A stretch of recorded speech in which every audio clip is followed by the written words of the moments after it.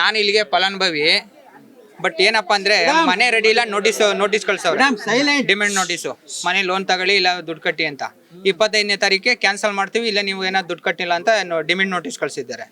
But ಏನಪ್ಪಾ ಅಂದ್ರೆ ನಾವು ದುಡ್ಡು ಕಟ್ಟಕ್ಕೆ ರೆಡಿ ಇದೀವಿ, ಬಟ್ ಮನೆ ಇಲ್ಲ. ನಾವ್ ಏನಪ್ಪಾ ಅಂದ್ರೆ ಈಗ ಸಾಲನೋ ಸುಲನೋ ಮಾಡಿ ಕಟ್ಟಬೇಕು, ಇಲ್ಲ ನಾವು ಅಲ್ಲಿ ಬಾಡಿಗೆ ಕಟ್ಟಬೇಕು, ಇಲ್ಲಿ ಮಕ್ಕಳನ್ನ ಓದಿಸ್ಬೇಕು.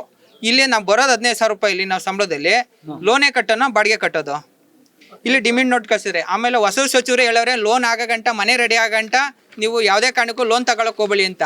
ಬಟ್ ಇಲ್ಲಿ ಕಾವೇರಿ ಭವನದಲ್ಲಿ ಇಲ್ಲಿ MD ಅವರು ಇವರು ಸುಮ್ಮನೆ ಡಿಮ್ಯಾಂಡ್ ನೋಟಿಸ್ ಕೊಟ್ಟು ಎಲ್ಲಾರ್ಗು ನಾವು ತೊಂದರೆ ತಂದು ಇಟ್ಟವ್ರೆ. ಹೇಳ್ತಾರೆ ಮನೆನೇ ಕ್ಯಾನ್ಸಲ್ ಮಾಡ್ಬಿಡ್ತೀವಿ, ನೀವು ಲೋನ್ ತಗೊಳ್ಳಿಲ್ಲ ಅಂದರೆ ನೀವು ಕ್ಯಾನ್ಸಲ್ ಮಾಡ್ಬಿಡ್ತೀವಿ ಅಂದರೆ. ಸರ್ ನಾವು ಕಟ್ಟ 5 ವರ್ಷ ಆಯಿತು, 1 ಲಕ್ಷವ. 5 ವರ್ಷದಿಂದ ಇವತ್ತು ಹೆಂಗೆ ನಿಂತದ ಬಿಲ್ಡಿಂಗ್ ಹಂಗೆ ನಿಂತದೆ.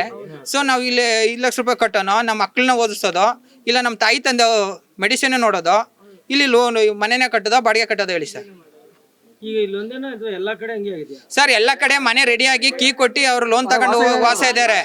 ಬಟ್ ಇಲ್ಲಿ ಏನಂದ್ರೆ ನಾವೇ ಫಸ್ಟ್ ದುಡ್ಡು ಕಟ್ಬಿಟ್ಟು ಅವ್ರ ಸರ್ಕಾರದಲ್ಲಿ ದುಡ್ಡು ಇಲ್ವಂತೆ, ಮತ್ತೆ ನಾವೇ ಕಟ್ಟಬೇಕಂತೆ.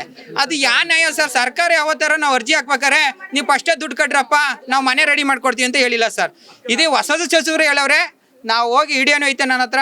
ಸರ್ ನೀವು ಯಾವುದೇ ಕಾರಣಕ್ಕೂ ನೀವು ದುಡ್ಡು ಕಟ್ಟಕ್ಕೆ ಹೋಗ್ಬಿಡ್ರಪ್ಪ, ಬಡವರು ನೀವು ಕಷ್ಟದಲ್ಲಿದ್ದೀರಾ, ನೀವು ಮನೆ ರೆಡಿ ಆದಮೇಲೆ ನೀವು ದುಡ್ಡು ಕಟ್ಟಿ ಲೋನ್ ತಗೊಳ್ಳಿ.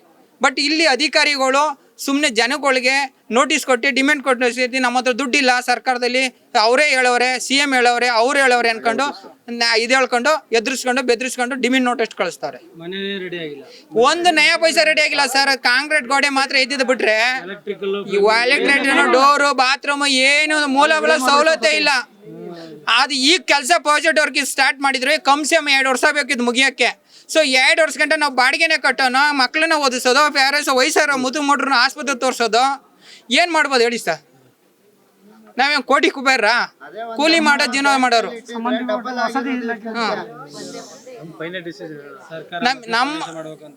ಹೌದು ಸರ್. ಸರ್ಕಾರ ಈಗ ನಮ್ಮ DK ಶಿವಕುಮಾರ್ ಸರ್ ಆಗವ್ರೆ, ಇದನ್ನ ಫಸ್ಟ್ ಗಮನಿಸ್ಕೊಂಡು ಫಸ್ಟ್ ಇದು ಪ್ರಾಜೆಕ್ಟ್ ಮುಗಿಸ್ಕೊಂಡು ಅವರು ನಮಗೆಲ್ಲ ಒಂದು ನಿಲುವು ಕೊಟ್ಟಂಗೆ ಆಯ್ತದೆ.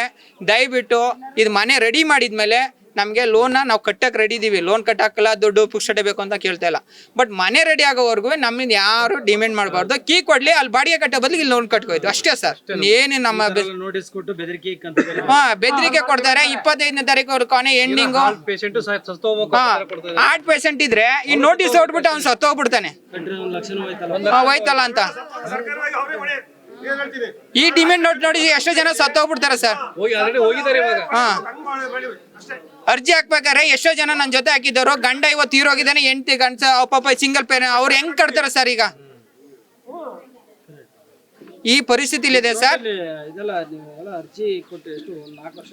5 ವರ್ಷ ಕ್ಯಾಶ್ ಕಟ್ಟಿ 2018 ಸಿದ್ದರಾಮಣ್ಣ ಅರ್ಜಿ ಇದು ಮಾಡಿದ್ರು, ಘೋಷಣೆ ಮಾಡಿದ್ರು, ಅವಾಗ ಕಟ್ಟಿದ್ದು. ಆಮೇಲೆ ನಮ್ಮ ಸೋಮಣ್ಣ ಯಡಿಯೂರಪ್ಪ ಬಂದಾಗ ತಿರ್ಗಾ ಇದು ಅರ್ಜಿನ ಮಾಡಿಬಿಟ್ಟು ತಿರ್ಗವ ಇದ್ ಮಾಡಿದ್ರು. ಸೊ ಪ್ರಾಜೆಕ್ಟ್ ಮಾಡಿ ತಿರ್ಗಾ ದುಡ್ಡು ಕಟ್ಟಿ 5 ವರ್ಷ ಆಗಿದೆ, ಚಲನ್ ಕಟ್ಟಿ 1 ಲಕ್ಷ ರೂಪಾಯಿ. ಆದ್ರೆ ಇಲ್ಲಿವರೆಗೂ 1 ಲಕ್ಷ ರೂಪಾಯಿಗೆ ದುಡ್ಡಿಗೂ ಲೆಕ್ಕ ಇಲ್ಲ, ಇತ್ತಾಗ ಮನೆನೂ ಇಲ್ಲ. ನಾವಿವತ್ತು ಬೀದಿ ಬಂದು ನಿಂತಿದ್ದೀವಿ ಸರ್.